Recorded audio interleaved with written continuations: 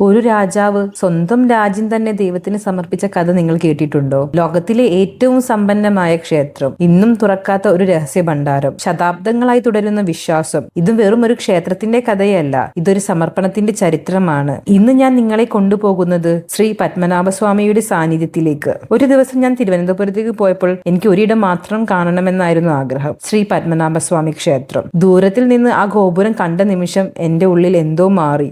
ആ കാഴ്ചക്ക് തന്നെ ഒരു ഭാരമുണ്ടായിരുന്നു, ചരിത്രത്തിന്റെ ഭാരം. അകത്ത് കയറുമ്പോൾ എല്ലാവരും നിശബ്ദം. ആ നിശബ്ദത ഒരു പ്രാർത്ഥന പോലെ തോന്നി. ഗർഭഗൃഹത്തിനടുത്തെത്തുമ്പോൾ എന്റെ ഹൃദയമിടിപ്പ് കൂടിയിരുന്നു. അവിടെ അനന്തശയനത്തിൽ വിശ്രമിക്കുന്ന മഹാവിഷ്ണു, അനന്തൻ എന്ന സർപ്പത്തിന്റെ മേൽ ശയിച്ച് 3 വാതിലുകളിലൂടെ മാത്രം കാണാൻ കഴിയുന്ന ദിവ്യരൂപം. ആദ്യ വാതിലിലൂടെ തിരുമുഖം, രണ്ടാമത്തെ വാതിലിലൂടെ നാഭിയിൽ നിന്നുയരുന്ന ബ്രഹ്മാവ്, മൂന്നാമത്തെ വാതിലിലൂടെ തിരുവടി. ആ ദർശനം ചില നിമിഷങ്ങൾ മാത്രം, പക്ഷേ ആ അനുഭവം ജീവിതകാലം മുഴുവൻ. പിന്നീട് ഞാൻ ഈ ക്ഷേത്രത്തിന്റെ ചരിത്രം കൂടുതൽ മനസ്സിലാക്കി. 1729 സിംഹാസനമേറിയ അനിയം തിരുനാൾ മാർത്താണ്ഡവർമ്മ ഒരു ധീരനും ഭക്തനുമായ രാജാവ്. അദ്ദേഹം യുദ്ധങ്ങൾ ജയിച്ചു, ട്രാവൻകൂർ രാജ്യം ശക്തിപ്പെടുത്തി. എന്നാൽ അദ്ദേഹത്തിന്റെ മനസ്സിൽ ഒരേ ഒരു വിശ്വാസം, രാജ്യം ദൈവത്തിന്റേതാണ്. 1750 അദ്ദേഹം ഒരു മഹത്തായ തീരുമാനമെടുത്തു, തൃപ്പടിദാനം. തന്റെ മുഴുവൻ രാജ്യം ശ്രീ പത്മനാഭസ്വാമിക്ക് സമർപ്പിച്ചു. ഒരു രാജാവ് തന്റെ അധികാരവും അഹങ്കാരവും രാജ്യവും ദൈവത്തിന് നൽകുന്നു. അന്നു മുതൽ രാജാക്കന്മാർ തങ്ങളെ പത്മനാഭദാസൻ എന്ന് വിളിച്ചു.